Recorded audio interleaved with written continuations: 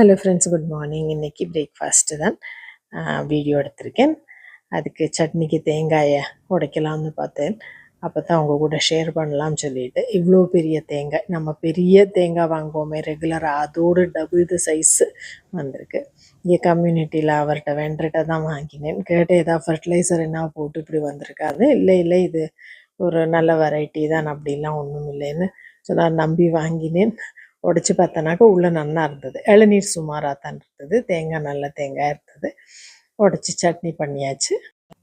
Next upma, rava உப்புமாவுக்கு vegetables எல்லாம் cut பண்ணி வச்சுட்டு தடுக்கால் எல்லா வெஜிடபிள்ஸையும் போட்டு நல்லா வறுத்துண்டு வறுத்த ரவையும் சேர்த்திண்டு உப்பு பெருங்காயம் மிக்ஸ் பண்ணி கொதிச்ச தண்ணியை சேர்த்திண்டு நல்லா நெய்யை விட்டு கிண்டிட்டு கொத்தமல்லி கருவேப்பிலையை போட்டு எல்லாத்தையும் மிக்ஸ் பண்ணினானாக்கா நல்ல ஒரு உப்புமா ரெடி. எல்லோரும் ட்ரை பண்ணி பாருங்க.